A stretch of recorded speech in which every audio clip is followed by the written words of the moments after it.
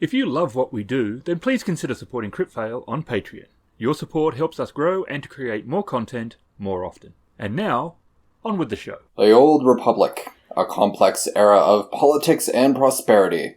The Senate governs a vast array of worlds, and the Jedi are the guardians of peace and justice across the galaxy. Yet, more than 100 wars have raged, and the effects of those have been long-lasting. I took my degree of Doctor of Medicine at First Republic Medical Academy of Coruscant, and proceeded to the Institute of Military Medicine to go through the course prescribed for surgeons in the Army. Having completed my studies there, I was duly attached to the 5th Coruscant Fusiliers as assistant surgeon. I saw several campaigns before returning to my unit after leave. The regiment was stationed on Garania at the time, and before I could join it, the Second Garanian War broke out. On landing, I learned that my corps had advanced through the passes and was already deep in the enemy's country. I followed, however, with many other officers who were in the same situation as myself, and succeeded in reaching them safely. I at once entered upon my new duties. The campaign brought honors and promotion to many, but for me it had nothing but misfortune and witnessing the disaster done upon others.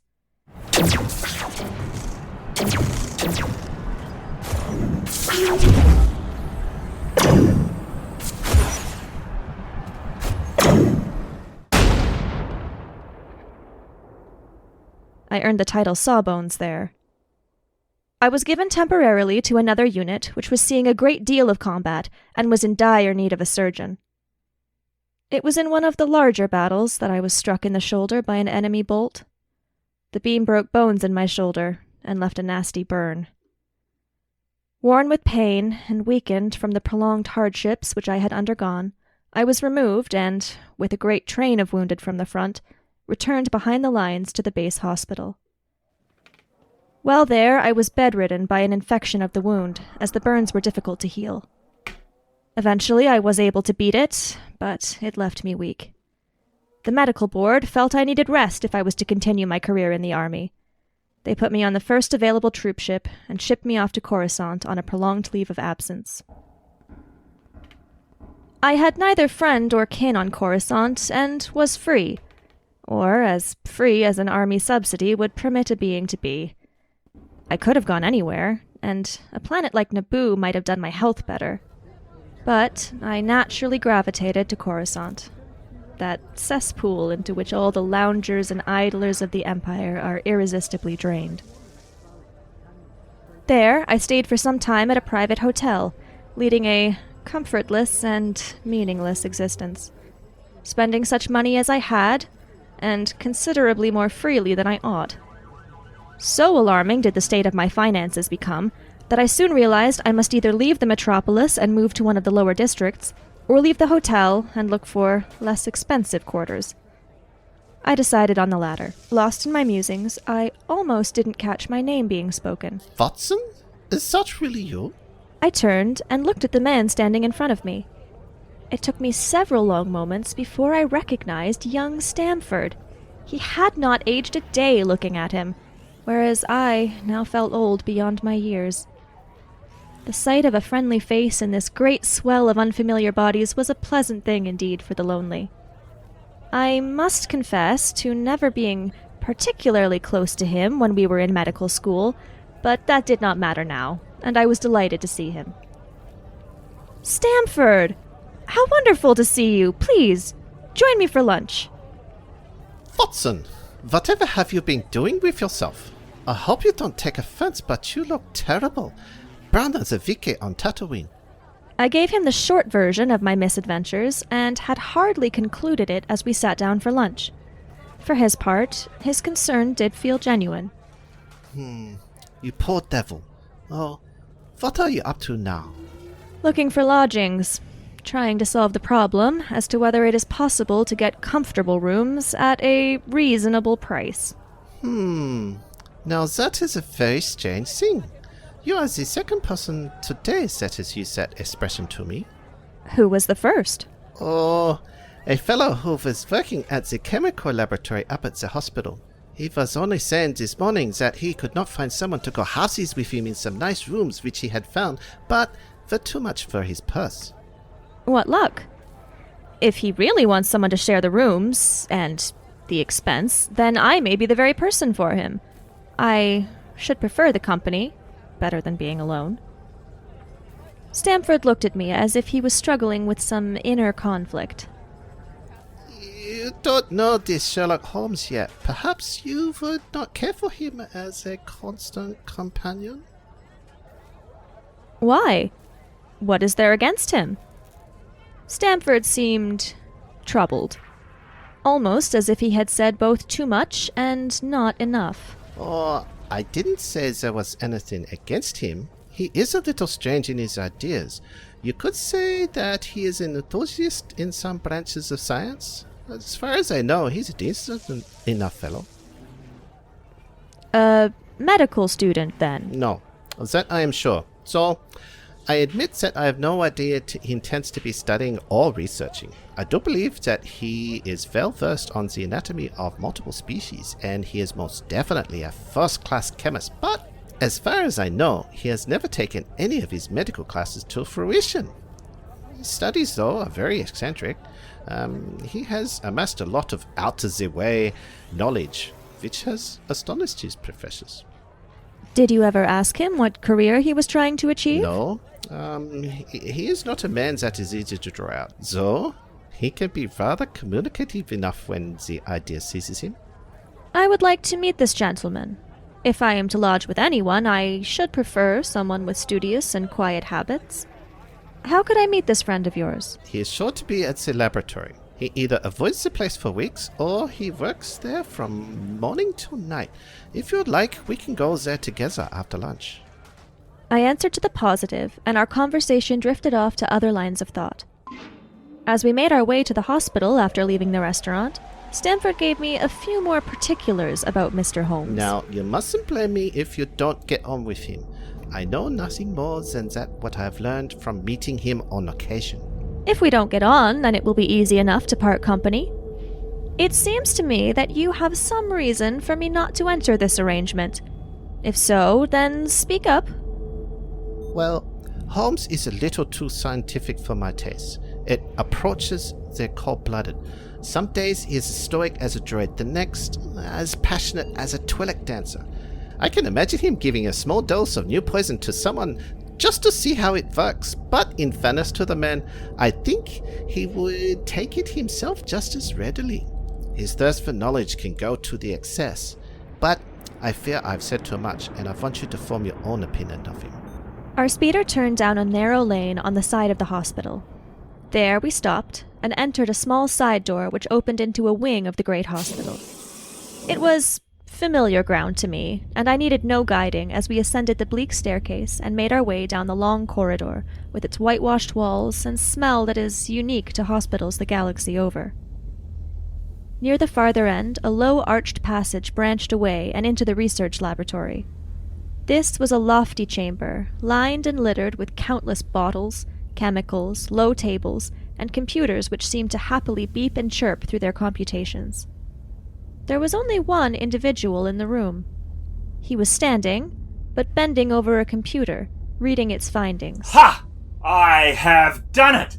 Stamford? Come here, man, come here! I have found a reagent which can detect Rhodian blood and no other. I am not sure that it has much practical use, but is fascinating all the same.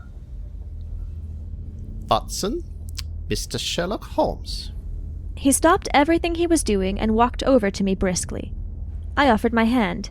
He took it without hesitation and shook it warmly like a friend you have not seen for some time. How do you do? Was it Garania or Jakku? I was astonished, and could not help but glance at Stamford, who was smiling like a hut. Garania. How did you know that? Never mind that. Criminal cases are continually hinging upon one key point. A being is suspected of a crime, months perhaps after it has been committed. Their clothes are examined, and that stain. Is it mud, rust, or blood? Their life may hinge on the answer, and now I can cross off Rhodian blood from the list. You are to be congratulated. You might consider writing a medical paper on those lines. Very interesting reading it would be, too. He wrapped a small medical plaster around a cut on his hand. I have to be careful. I tend to dabble with poisons a good deal. What brings you here today, Stamford? We came here on business. My friend here wants to talk about lodgings. Maybe going halvesies with you? I thought I'd better bring you together. I have my eye on a place on Baker Street, which would suit us well. You don't mind the smell of strong tobacco, I hope? Not at all. The troops would smoke what they could get, not always real tobacco. That's good enough. I generally have chemicals about, and occasionally do experiments. Would that annoy you? By no means. Let me see. What are my other shortcomings? I get down at times and won't speak for days. You must not think me rude. Just let me alone and I'll come good. Now, what have you to confess? I object to confrontation as my nerves are shaken, and I get up at all sorts of odd hours. I can be extremely lazy.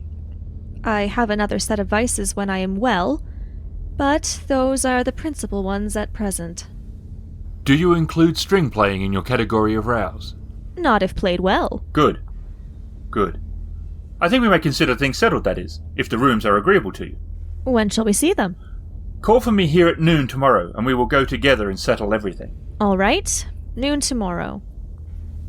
We left him then to continue his work as we returned to the speeder. I am very obliged to you for bringing us together, Stamford. That is quite all right. Get in, and I will drop you back at your hotel. We met the next day as Sherlock had arranged and inspected the rooms at number 221B Baker Street. So desirable in every way were the apartments, and so moderate did the terms seem when divided between us, that the bargain was concluded upon the spot. That very evening I moved my things round from the hotel, and on the following morning Sherlock Holmes followed me with several boxes. I inquired where he had been staying, but he shrugged the question away. We spent the better part of 2 days setting the rooms to our liking. Holmes was not a difficult man to live with. He was quiet in his ways, and his habits were regular. He was often gone before I rose in the morning. He spent much of the day in research at various departments in the city, and had access to areas I would not have thought. He would also disappear into the lower portion of the city. Nothing could exceed his energy when he had a problem to solve, but now and again a reaction would seize him, and he would hardly utter a word. His vacant, glassy expression did have my medical mind considering that he might be addicted to some form of narcotic, but the examination of his whole life made such a notion implausible to me. My interest in the man only grew over time. His very person and appearance were such as to strike the attention of the most casual observer.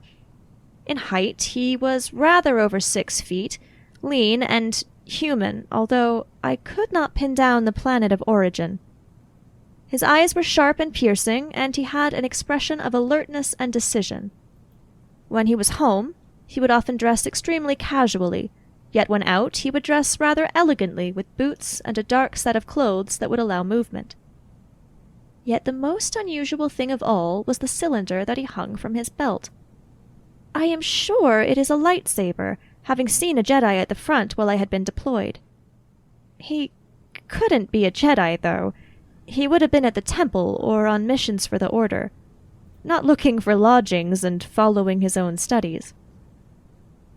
He was not studying medicine. He had specified himself in reply to the question, confirming Stamford's opinion on that point. Neither was he following any courses which would get him a degree or other recognized certificate that would grant him entrance to the learned world. Yet his zeal for certain studies was remarkable. His range of knowledge was impressive. Surely no one would work so hard to attain it without a career or objective in mind. But at this point, the answer eludes me. He also has vast gaps in what I consider to be common knowledge, to which he replied that it served him no practical use. For the first week no one called, and I was beginning to think he was as friendless as I was. I was to learn that he had a great many acquaintances. But I remember the day as I rose earlier than usual. I had been very curious as to what Holmes did, but it never seemed to be the right time to ask him. He had not finished breakfast, and as I waited for mine, I read through an article on observation. It was smartly written, but impossible in terms of practical use. To this end, I said so. Holmes did not look up, but merely opened his desk and removed from it my datapad. Holmes, I was looking for that! Knowledge of literature, nil. Knowledge of philosophy, nil. Knowledge of astronomy, nil. Knowledge of politics, feeble. Knowledge of botany, variable. Well up in cryptberry, drugs, and poisons generally, knows nothing of practical gardening. Gardening? Really, Watson? I deleted that file. Not well enough. Please continue the list if you will, my good doctor. Knowledge of geology. Practical, but limited. Tells at a glance different soils from each other. After walks has shown me splashes upon his trousers and told me by their color and consistency in what part of Coruscant he had received them. Knowledge of chemistry. Profound. Knowledge of anatomy. Accurate, but unsystematic. Knowledge of sensational literature. Immense. He appears to know every detail of every horror perpetrated in the last century. Plays the strings well.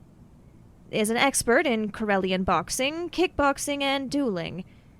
Has a good practical knowledge of Coruscant law. I thought he would be angry, but he was happily bemused. And what did your rather accurate and detailed list allow you to deduce? Whatever it is you do must require such specialized knowledge in some areas, but such large gaps in others, that I cannot think of any kind of employment or study which your expertise would fit. I assume, therefore, that, whatever it is, you are able to set the parameters yourself. I could not reach any firm conclusion, which is why I deleted that list. I have a turn for both observation and deduction. It is the very essence of my skills that I require for employment, and that article you read this morning that so riled your scientific sensibilities. I wrote that myself. The theories which I have expressed there are, for me, very practical. How? I have a trade of my own. I am the only one in the galaxy. I'm a consulting detective. Here on Coruscant we have a lot of different government, military, law enforcement, and private individuals. When they are at a loss, they come to me, and I do what I can to set their path straight. They give me the evidence, and I use the skills that I possess to see what they may have missed. I still find it hard to believe the topic of the article you wrote, Holmes. You appeared surprised when I asked you in our first meeting that you had come from either Garania or Jakku. No doubt that you were told. Sherlock shook his head slowly. No.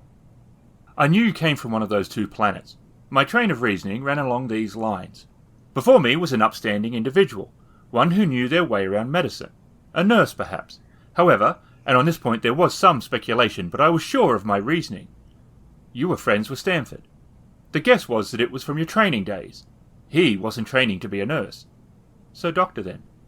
There is an upright stance about you, and the feeling that you are used to people doing what you tell them to do, more so than regular medical hierarchy. The military. So an army doctor then. You have come from a desert world, as your skin shows the wear from the heat. Your eyes and somewhat haggard appearance suggest hardship, and the slight grimace when I shook your hand said you had been wounded. Tatooine's twin suns are unique in their intensity, and your skin does not suggest that. Also, you have been wounded in action. As you do not seem the brawling type, suggests either Garania or Jakku, as engagements have taken place on both of these worlds in the time frame from which we were working. Simple, really. I am at a loss. And you do this constantly? In a way, I now understood why he had so few friends. The speed his mind must be working at. It made me feel somewhat inferior, and if he saw that in others... So many of our social interactions are based on discussion and learning about each other.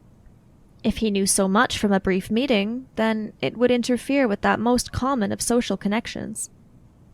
It would make a fascinating study, but for all his brilliance, in that moment I pitied him.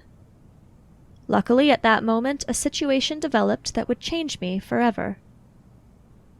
I wonder what that man is looking for, I asked, and pointed to a stalwart, plainly dressed individual who was walking down the street intently looking at numbers. He carried a small blue datapad in his hand. The retired sergeant of Marines. You can't know that. The man saw our door and made his way there. A loud knock followed, and shortly our housekeeper, a Hudson-class administration droid designated MR5, led the man in. Gentleman to see you, Mr. Holmes. Thank you, Mrs. Hudson. The man stepped in briskly and nodded a greeting to me before looking at Holmes. Mr. Sherlock Holmes. Holmes said not a word, but snapped his hand out for the datapad and took it when it was passed to him. He tore into the information it possessed, and I had the feeling that he had already forgotten about the man who delivered it. May I ask, what is your trade? Yes, ma'am. Commissionaire.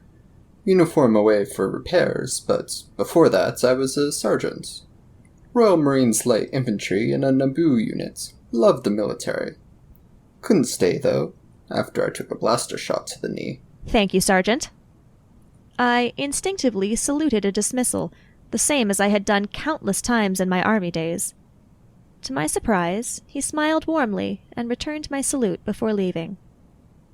I turned back to Holmes, who held the datapad next to his face with a big, wide grin. A case? Perhaps. A consultation, at any rate. It may turn into a case. A murder was committed last night, and the police are sure that there was no robbery, nor is there any evidence as to how the individual met their death. They have requested my presence. The police? Yes, Watson, and I would consider your medical experience invaluable if you are willing to accompany me. I am sure the Republic Coroner is a worthy individual, but I would like a second opinion from someone not on the police payroll. Of course. Anything I can do to help. Let us get a speeder and be on our way. Sherlock grabbed his coat and walked outside. Mrs. Hudson, for her part, summoned the speeder, which arrived in a few minutes. I have come to realize that for all Holmes' brilliance, there are certain peculiarities. One of which is he does not always summon the cabs he himself needs. This has infuriated me on more than one occasion as we stood waiting for an unsummoned cab. Once Holmes has moved his mind to something, he stops considering many things around him. Items like transportation. The cab was one of the newer models. Its lines were sleek, and it was comfortable. The airlanes of Coruscant are one of the most populous of the galaxy, and I welcomed a droid pilot, though its cheery personality seemed out of place considering our destination. He handed me the datapad to look over. Gregson is the smartest of the sector officers. He and Lestrade are the pick of a bad lot. They are both quick and energetic as hounds, but all too conventional. Shockingly so. They have their blades in each other too. They are as jealous as a pair of Twi'lek dancers. Oh, there will be some fun if they are both on the scent of this one. You do not seem overly concerned about this matter at hand. No data yet. It is a great mistake to jump to conclusions without having all the facts. You can bias your judgment. He shifted topics so suddenly that it was almost jarring. You really were not able to see that that man was a sergeant of Marines? Not at all. How did you know? It was easier to know it than to explain why I know it. If you are asked to prove a medical fact, you may find some difficulty, and yet you are quite sure of the fact. He had a military walk to him, as well as side whiskers to regulation length. He walked with some importance, steady, sure of himself, respectable, and middle-aged. He had the look of a being in the service for a while, long enough to have received some form of promotion. Sergeant was not unreasonable. He also had a tattoo of the Royal House of Naboo on the back of his hand. That is amazing, Holmes. Commonplace if you know how to look. I could tell, however, that he was pleased by the flattery, and sincere it truly was. The speeder made its way down to one of the lower levels. The light here was darker, and a thin fog hung in the air, given off by the taxing of the air purifiers. Driver, stop! The speeder pulled up, and Holmes opened the door and got out without a second thought. Thank you for taking Coruscant Taxi Transportation Services, where your destination is our roadmap. The speeder pulled away.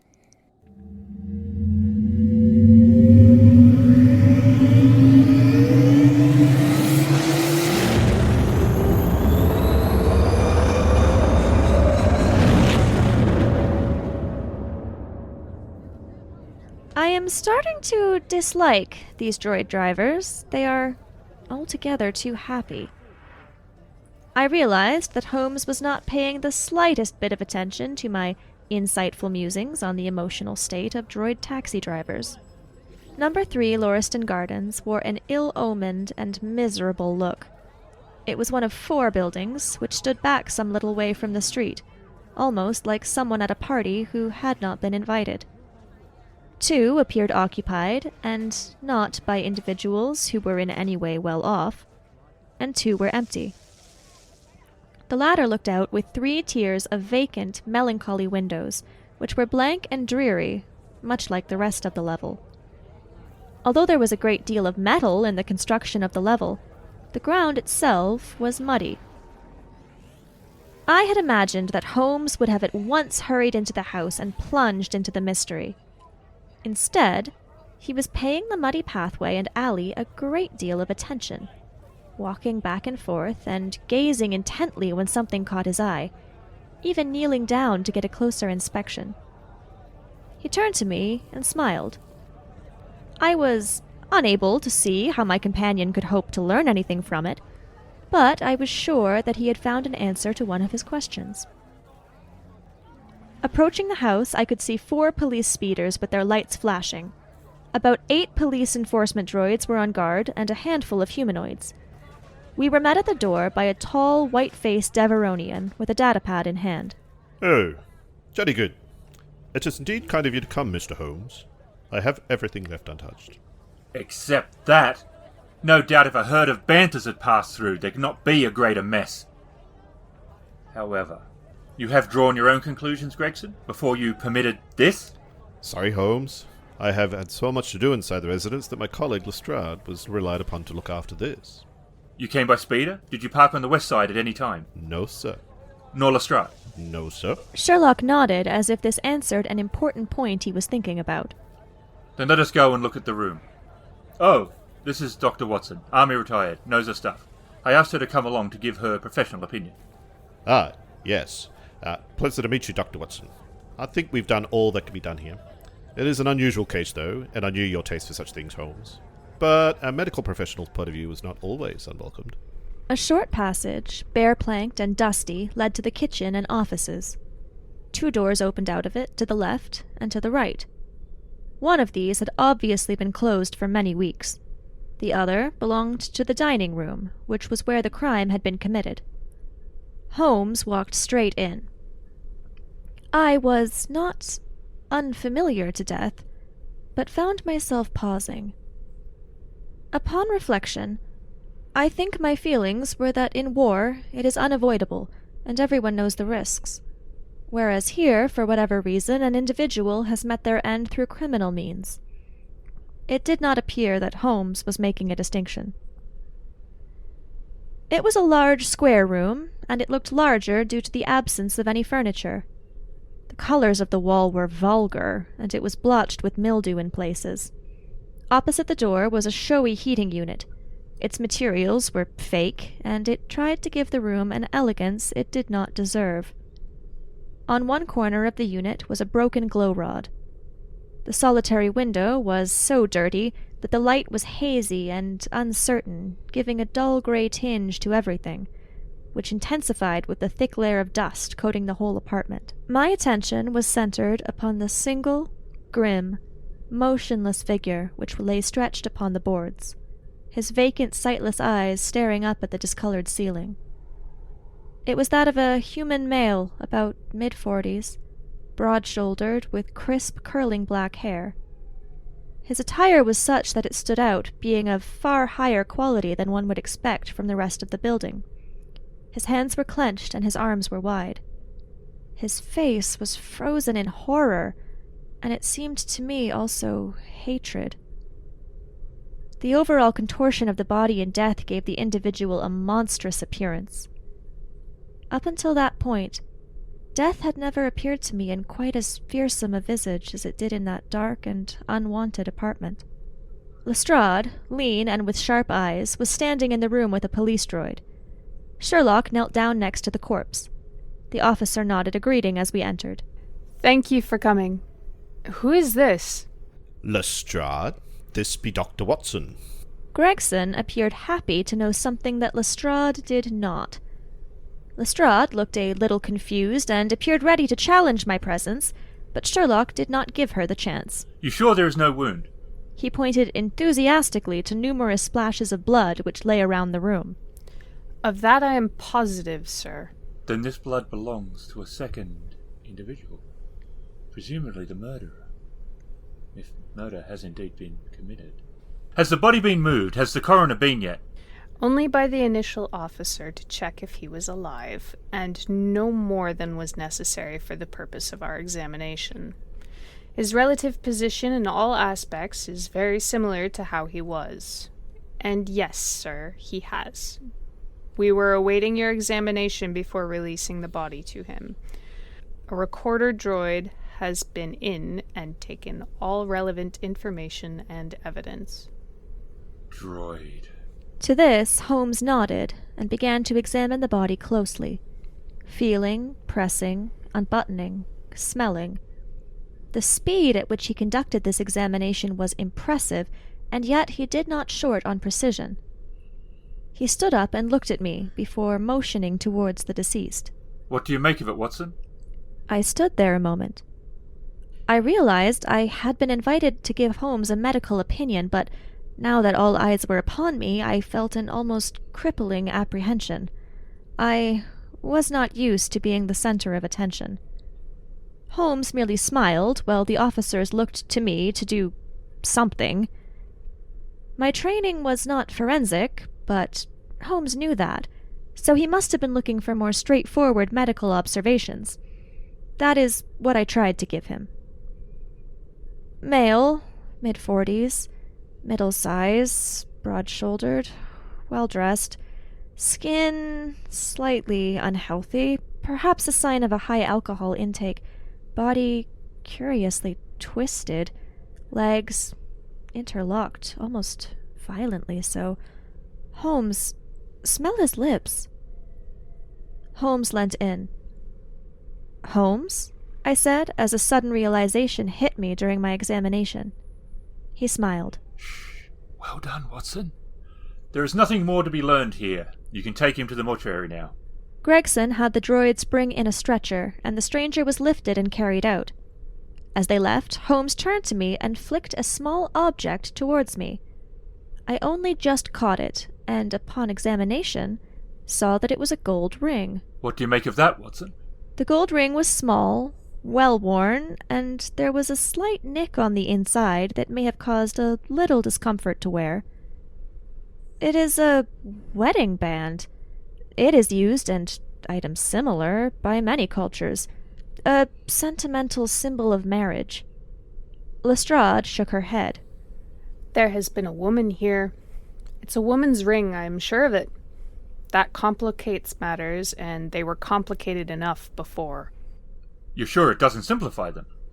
What did you find in his pockets? Ah, yes, we have it all here. A gold timepiece, gold chain, gold ring, not a wedding band, gold pin with gems, a Sibac leather hard case with some cards of good quality, no cred stick, but some loose money to the extent of, say, 500 credits or so, a data pad with the name Jongus Stengerson, 2 letters, one addressed to E.J. Drebber, and one addressed to Joma Stengerson.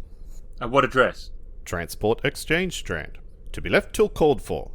They are both from the Guion Starship Company and refer to the departure of the ships from Coruscant. It is clear that this unfortunate man was about to return to Corellia. Have you made any inquiries as to this man Stangerson? I did at once, ma'am. I put out an all-points bulletin to all major networks, and I sent out one of my men to the exchange, but he has not been reported in yet. I've also sent a request to Corellia. How did you word your inquiries? We simply detailed the circumstances and said that we would be glad of any information that could help us. You did not ask for particulars on any point which appeared to you to be crucial? I asked about Stengerson. Nothing else? Is there no circumstance on which this whole case appears to hinge? We will have to contact them again. To this, Gregson seemed to bristle. Lestrade, who had been largely quiet until now, interrupted the proceedings. I did make a discovery of the highest importance, and one which would have been overlooked had I not made a careful examination of the walls. To this, Lestrade seemed to beam, and I could understand what Holmes meant about the competitive nature between the 2 police officers. She motioned for us to follow, and entered the room and held up a glow rod. In this particular corner of the room, a large part of the wallpaper had peeled away, leaving a yellow square of coarse plastering. There was a single word scrawled in blood-red letters. R-A-C-H-E.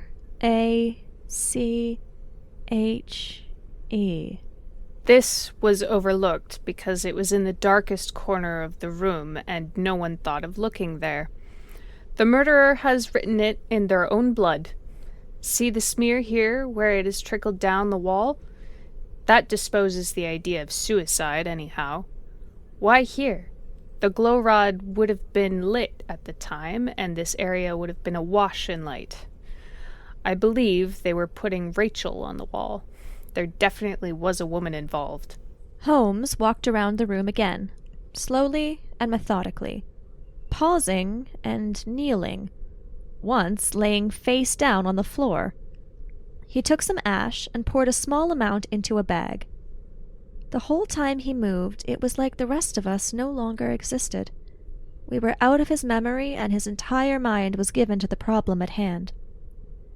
I have come to believe that the police do not fully understand that the smallest of Holmes' actions are all directed towards some definite and practical end. You will let me know how your investigations progress? In the meantime, I would like to speak to the constable who found the body. Can you give me his name and address? Oh, that would be Rance. He's off duty now. You'll find him at 46 Audley Cork in the Kensington Parkgate district. Holmes took note of the address and then squeezed my arm. Come along, Doctor. We shall go look this fellow up. I will tell you one thing, though, detectives. There has been murder done, and the murderer was a man. He was more than 6 feet high, was in the prime of his life, wore coarse, square-toed boots, and smoked a cigar. He came here with the victim in a private speeder. The heat of its repulsors dried out a patch of mud in the lane. The fingernails in the right hand were long. These were just a few indications, but they may assist you. Good day, detectives. As we moved outside, Gregson ran down to follow us.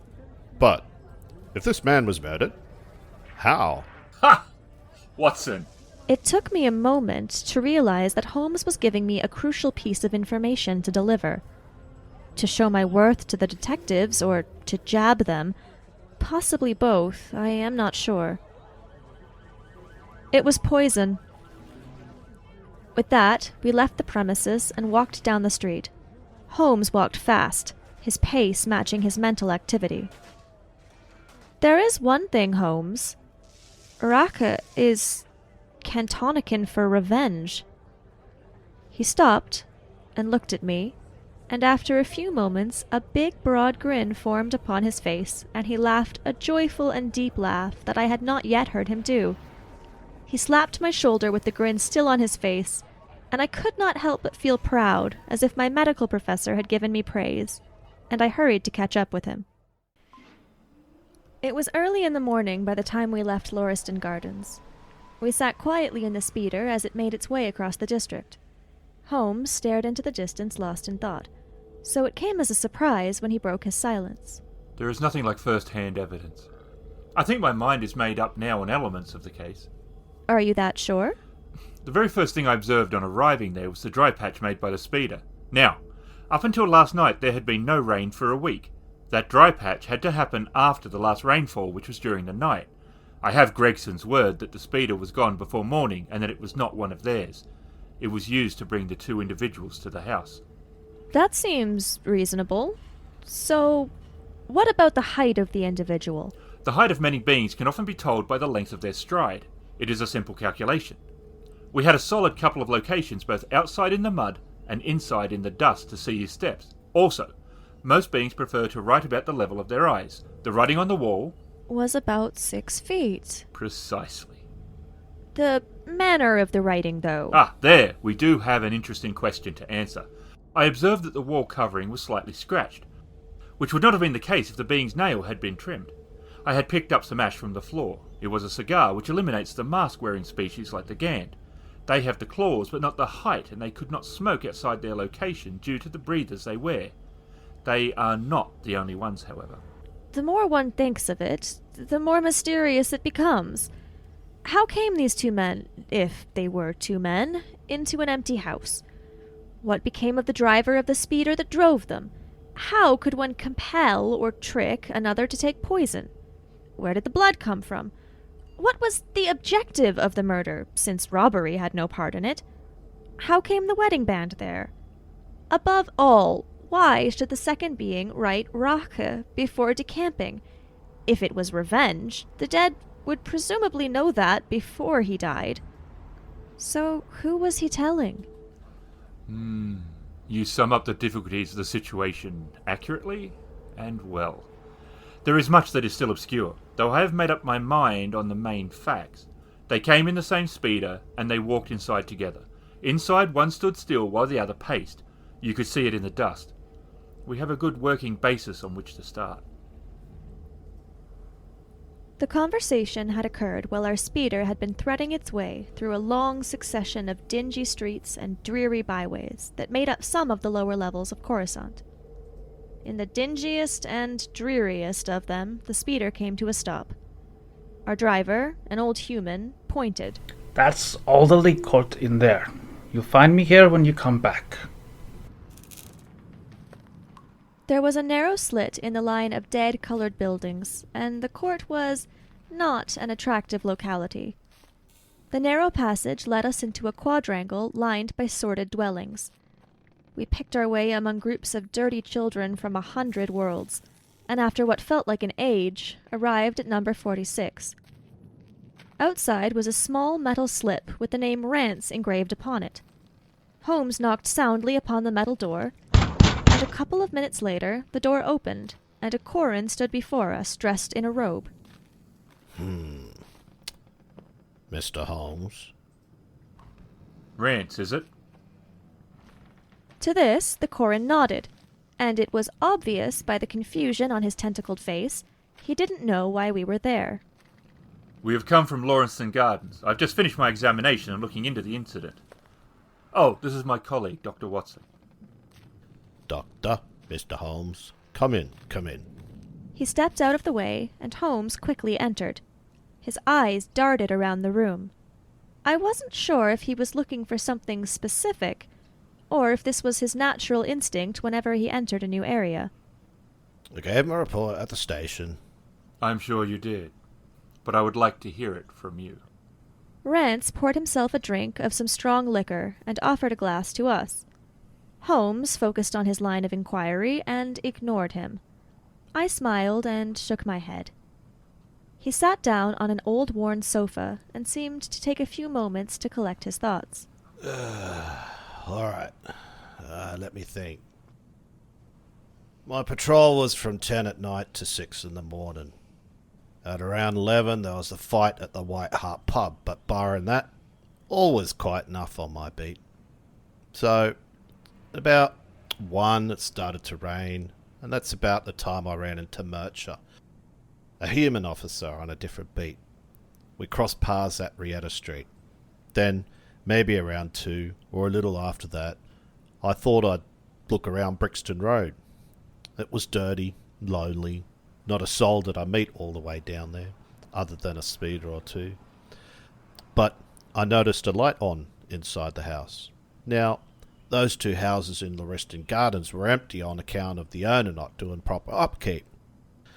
A Mauritian died in his sleep when the methane scrubbers failed. Owner was arrested for negligence causing death, see? So I know they were not rented. I suspected something was wrong, but thought it was some homeless looking for a place to sleep. When I got to the door... You stopped and then walked back to the garden gate. What did you do that for? Rance gave a jump, and his tentacles twitched for a few moments, and he stared at Holmes with amazement in his eyes. Well, that's true. See, I was alone and thought it safer if I could get back up. I walked back to the gate and looked to see if I could see Murcher, as he's a solid officer, and would obviously aid me. But there was no sign of him. There was no one on the street? No, sir. I decided to take my chances and not wait. I went back in and pushed the door open. All was quiet inside. I went into the room and there was a glow rod. And laying there, I saw... It's all right. We know what you saw. You walked around the room several times and knelt beside the body. You then walked through and tried the kitchen door. That was a clever thing to check. Rance sat there looking intently at Holmes for several long seconds.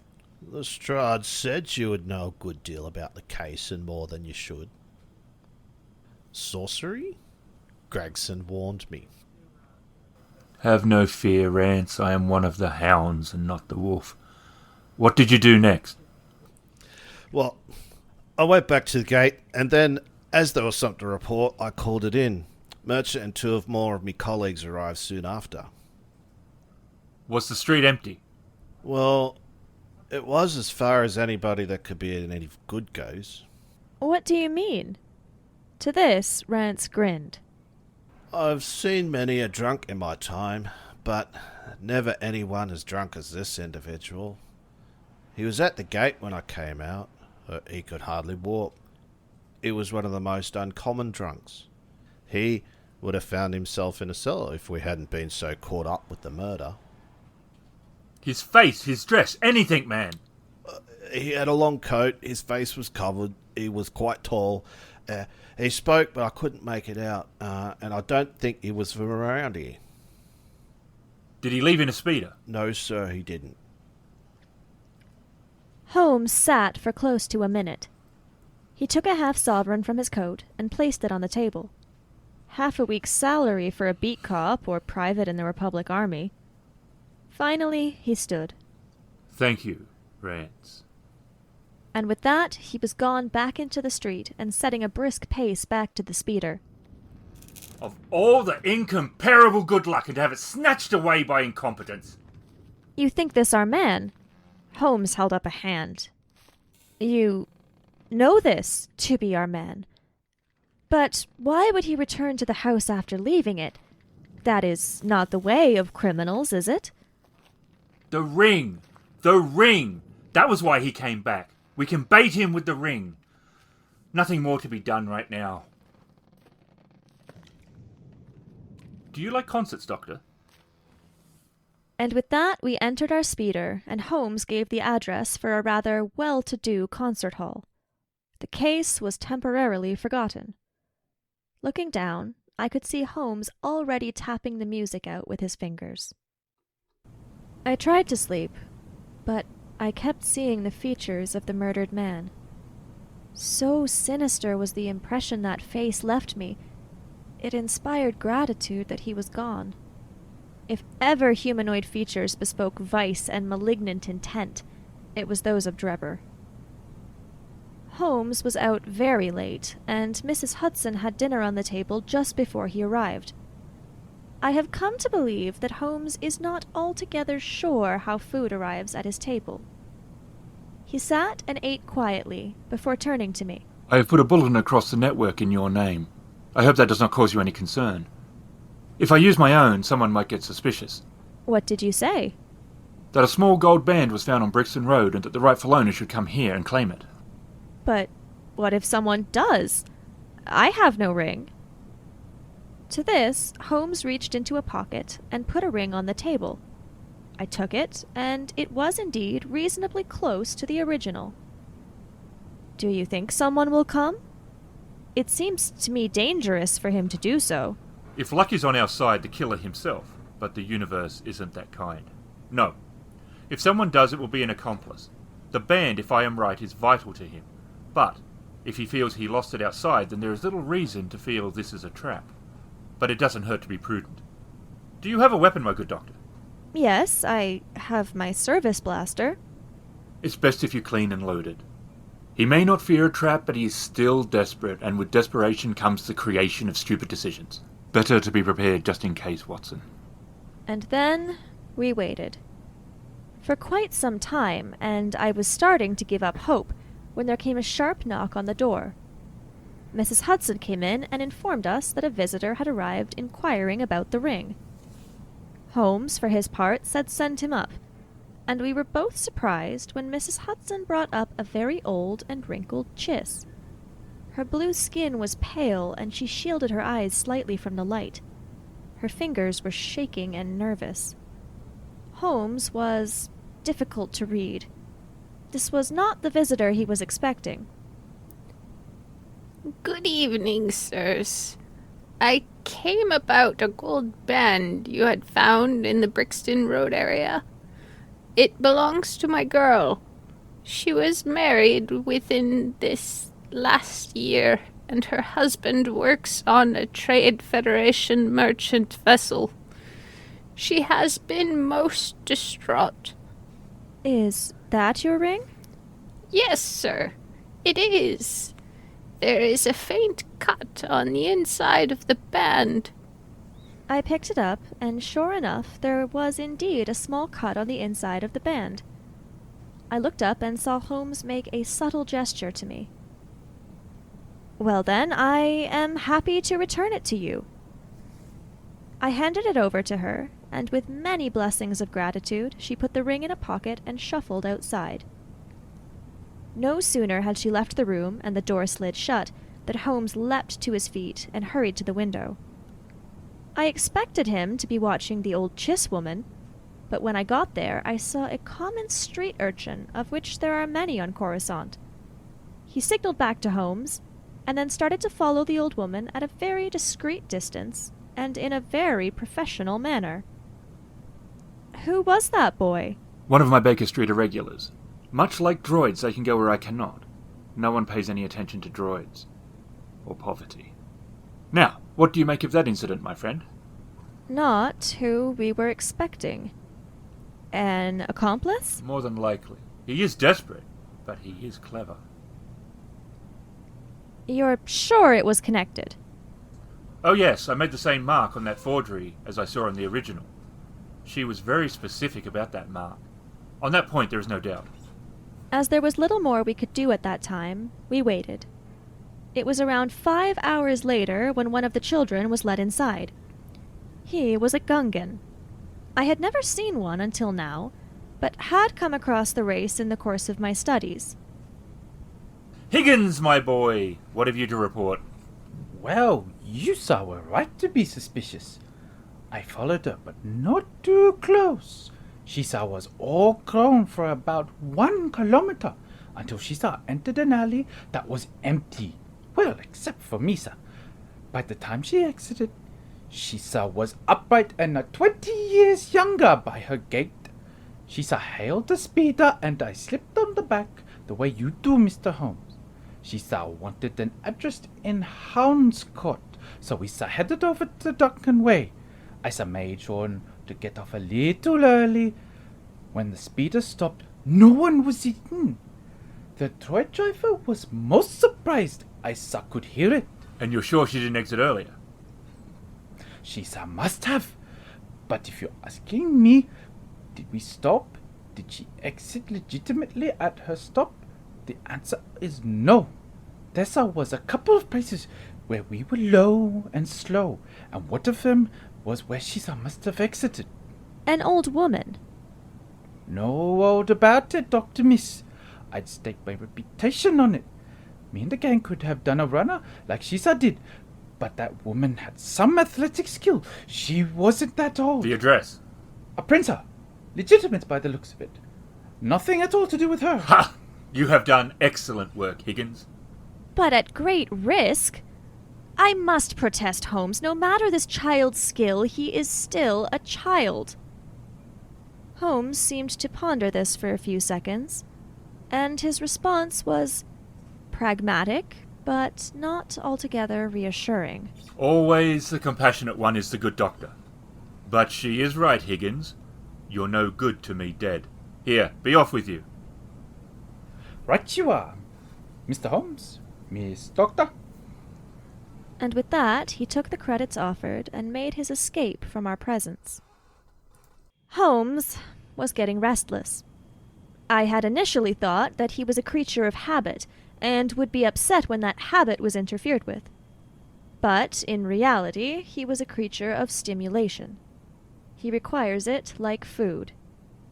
His mind has been absorbed by the case, but we are waiting for further development or some of the inquiries to come back to us. So, for the last few days, we waited.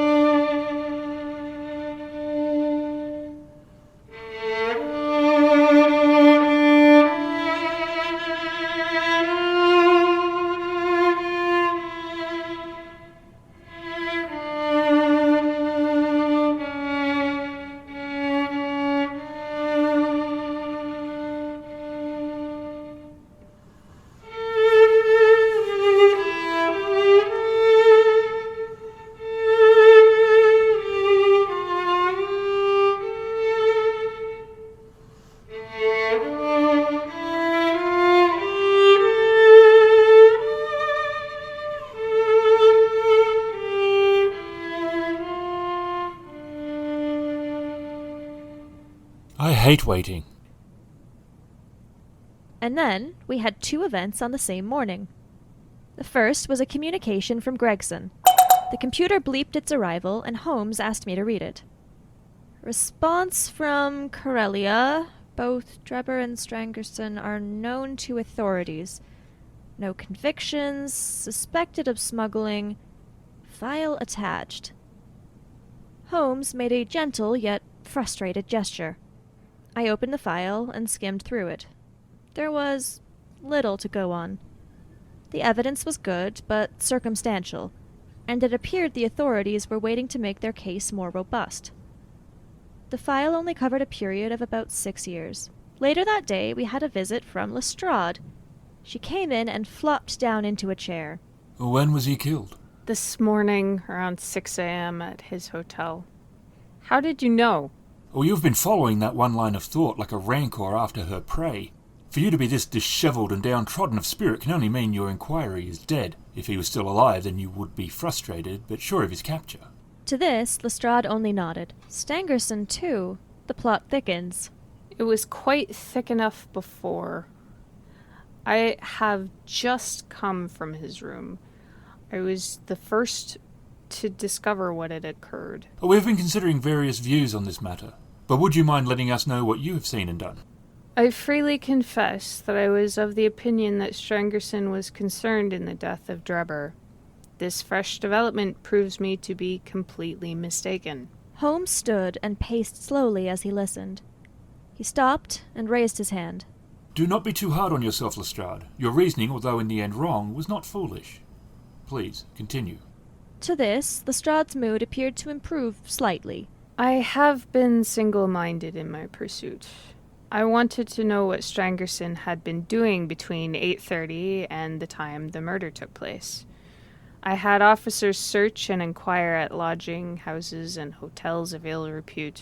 I assumed, if he was not the murderer, that if they became separated, that the natural course of action would be to put up somewhere close for the night, and then to wait about a transit hub the next morning to meet up. If he was involved in the murder, then he might follow a similar course to try and not bring attention to himself. They would likely have agreed on some meeting place beforehand. I agree. Finally, an officer contacted us saying he thought he saw someone meeting the description entering Halliday's hotel.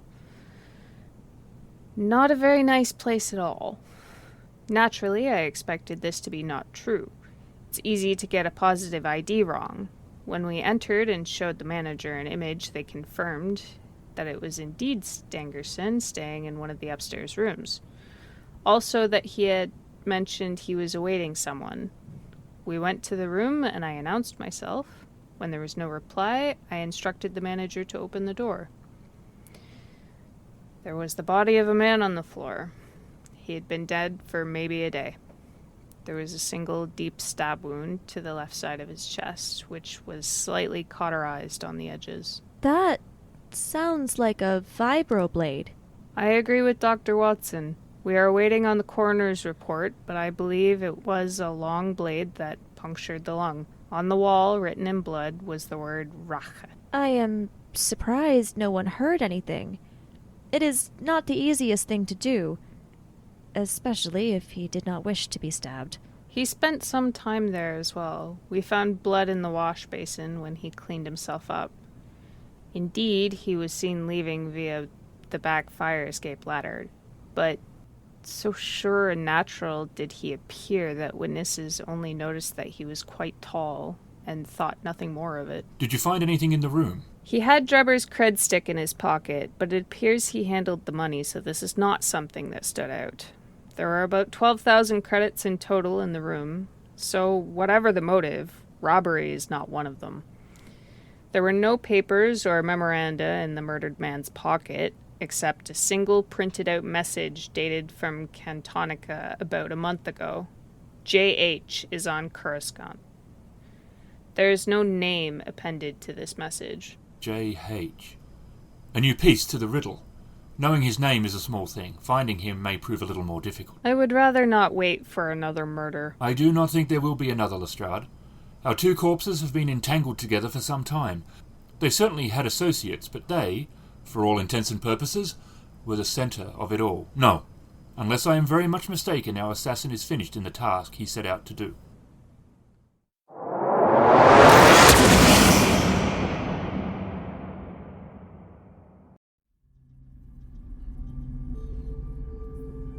Cantonica is a large desert world under the control of the banking clan.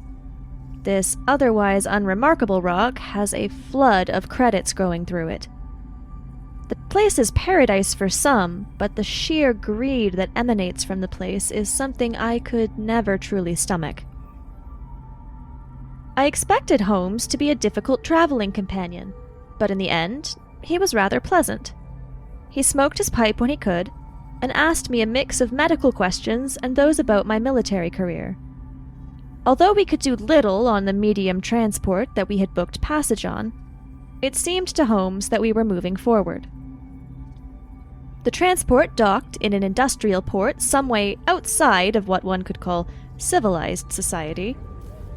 An old administration droid and 2 security droids met us as we disembarked. Ident chips and reason for visit. Murder. My friend has a peculiar sense of humor. We are here for business, looking to hire some local manufacturing firms. Holmes understands intrigue, but at the same time, he can be brutally honest, and what I can only say is at the most inopportune times. The droid looked at us for a lot longer than I thought was normal, and I was sure it was going to detain us. Confirmed. Clearance granted. Please do not engage in the act of murder. Doing so will lead to incarceration and not aid in your attempt to find local firms to manufacture your goods. I didn't think anyone would beat Holmes for misunderstanding a social cue, but this droid might well have given him a run for his money. We walked away from the droids, and when I felt we were far enough away, I inquired, "Why are we here, Holmes?" Murder, my dear Watson. While it is true that crimes were committed at home, it all originated here. I am sure there was one more murder, old, dark, and seeded the beginnings of rage that could only be extinguished by revenge. But if the murder you seek is as old as you say, then how do we even begin to look for it? Oh, come on, think, Watson! The message. Someone knew our man was on Coruscant, and with ill intent, they tried to warn the others. For them to do so means they must know at least a part of the events. To this, Holmes merely smiled. And you think they are a local, and not expecting trouble. And why should they? They did their part, and although they must know something, they are not considered involved in the key affair. For a moment, I paused. You are sure they are alive? Our killer has been very effective at eliminating all he sought to. So, if this individual is alive, they are not a target. Bravo, Watson. Yes, but quite right. Even though the individual tried to warn the others, they are not considered part of the affair directly. We do not have the data. It could have been out of their control, or they knew something but were not involved in the act. The reason themselves may be immaterial, but I feel it is very important that we find them, as I have questions. We know where the message was sent from. We should start there. In the central portion of the great northern continent, there lies an arid and repulsive desert, which for many years served as a barrier against the advance of civilization. It was a region of desolation and silence. Its valleys gloomy, its snow-capped mountains in the distance grim. But people will always try and make a living where there is money, and there is a great deal of money on Cantonica. For all this planet's fake civility, there really resides a barrenness, inhospitable misery. It was into this deplorable land that we were headed. Finding someone to take us was easier than I thought. The people were desperate, and for a handful of coins we found an old battered speeder and a driver willing to cross the wasteland. Holmes spoke little during the journey, and it was a few hours before a small outpost town came into view. I had seen their like before, ramshackle and made from whatever the inhabitants could find. This was a mix of prefabricated building components, possibly from an old mining endeavor, and some obvious ship parts. In the end, we paid the driver more than we had agreed upon, and he was very appreciative for this simple act. I saw one of the buildings had a ship's comm array on its roof. Holmes, that communication dish would have the range needed. Holmes set off at a brisk pace, as now the game was afoot. The building used to be a mining paymaster's office. Its only occupant was a grubby-looking Twi'lek. He seemed a little concerned, and he was eyeing these newcomers to his outpost very carefully. Can I help you with something? A message was sent from this very office to Coruscant. If you would be so kind as to tell us who sent it. The Twi'lek leaned in and sniffed at us as one would sniff at week-old meat. I am not telling you off-worlders anything. If you know what's good for you, you will leave. He sat back in his seat with a sneer firmly upon his face. Sherlock just stood there calmly, looking at him. It is in your best interests to help us. It is in my best interest to help you? You want to tell us, so we will leave. I want to tell you, so you will leave. It was Kemble. Human, you will find him at the bar. Thank you. Come on, Watson. Holmes turned to leave as the Twi'lek struggled with what just occurred. I gave an apologetic shrug before hurrying after Holmes. The bar, if you could call it that, was a small, unventilated dwelling made out of any odd piece of material that they could find. The clientele was no different. The broken, dejected miners sat staring at their drinks. I was considering all the deduction and observation skills Holmes would now put into play in this difficult locale. Which one of you is Kemble? He would be the one that ran. He looked up and took one glance at us, and with surprising speed for someone in their 50s, ran like a Gundark was after him. He barreled out the back door. Holmes turned and went for the front entrance as I followed Kemble out the back. The heat was forgotten, the sand was forgotten, and my old wounds were forgotten. I ran and gave chase like I have never done before. He ran out of pure fear, and I was determined to not lose my prey. I found him on the edge of town. He was on his knees. He was looking down as I approached, and I was breathing heavily. My hand gripped my blaster, and I moved forward slowly. He suddenly thrust out his arms wide. Oh, where was I running to? So have you come to finish the job? We are connected, but we are not who you think we are. He looked at me carefully, but he was a broken man. Drebber, Stangerson, are they?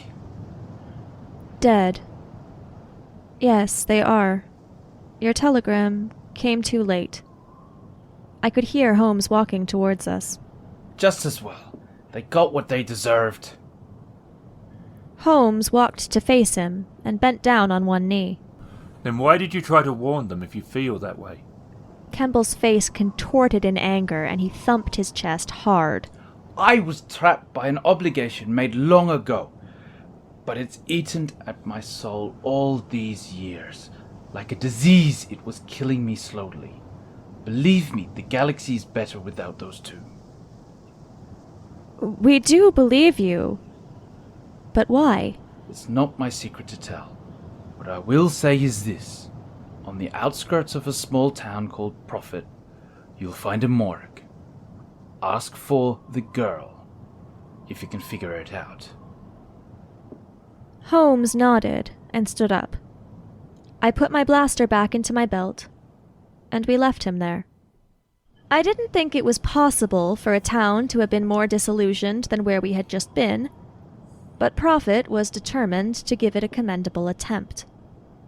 What exactly this mess of rusted ramshackle buildings was prophesying was beyond my understanding. The girl. What do you think that means? Watson, this whole case is hinged on one thing we have failed to understand. What compels a being to hunt down their prey over decades? Lestrade kept getting tangled in this hate. Yes, our man hated, but that is the smoke from the fire. There was a much stronger emotion that started all of this. Love. I fear that you are right, Watson.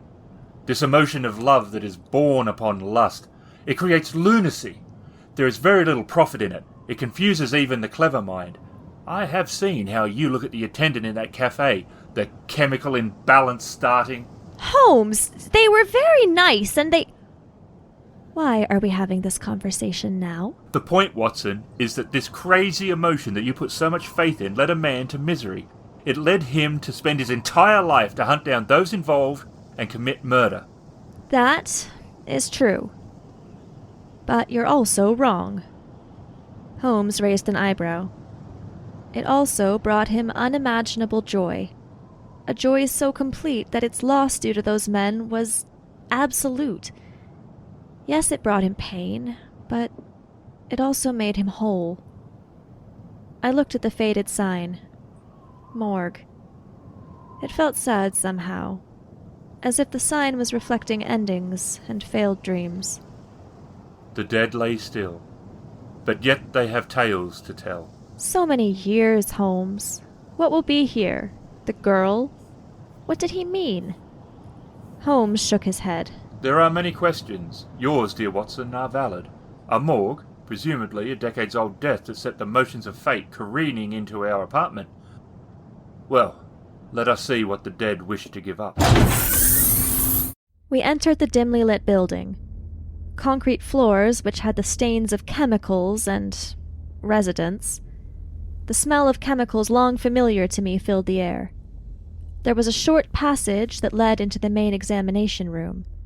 There were 2 long lights that only succeeded in partly illuminating the room. An old Rhodian walked over. He stopped and looked at us for a few seconds. You're Sherlock Holmes. I read about you. The Jansen case. I am Sherlock Holmes. This is my conscience and esteemed colleague, Dr. Watson. It is a pleasure to meet you both. I never would have expected one such as yourself out here. What could you possibly need in a place like this? We are following leads to a case. The individual we questioned said we should come here and ask to see... the girl. The Rhodian's eyes opened wide. Do you want to see her? Her? Oh yes, the young lady in question is here still. Our line of inquiry deals with a case that is decades old. Yes, sir. The young lady was delivered by security, which is usual, and 3 gentlemen, which is not. There was an arrangement made. We were to keep her on ice. In return, this facility would receive funding ongoing. That has happened. Twice a year, there is enough funds deposited into the account to keep us open. He walked over to the first cell, cell 1, and pressed a button. The door opened and a tray slid out. The temperature in the room dipped sharply. On the tray lay a naked young woman. Holmes walked over and leant in. I could tell he was taking in information. Then he stood and looked at me before he turned away. I took a breath, and then stepped up to examine her. Human woman, maybe late 20s, black hair, natural color, all her teeth. Is that common? No, not in the lower classes. Heavy bruising to the face and back. I'd say a blow rather than a fall. The scratch might be from a ring. Hands. She has worked for a living. 2 stab wounds to the chest. Cursory examination, I would say 2 different blades and possibly assailants. What are these rough patches of skin on her arms, lower back, and thighs? Saw them, did you? I am impressed by the good doctor. The official report listed the scars as Craig's disease. But that doesn't leave a rough texture like this, merely a discoloration of the skin. It was then that a memory hit me. I walked over to Holmes. When I was in the army, some of the men would get leave and occasionally come here. There were rumors of the enlisted occasionally spending the night with some of the rich girls here. Those wanting some adventure, if you take my meaning. The men talked of the tattoos they had. The tattoos were in the exact places where her scars are. I think they were removed and not done too well. Possibly after death, but these wounds were made in anger. I fear they were removed when she was very much alive. What is the marriage custom here? Among the poor, whatever they like, or whatever their species custom is.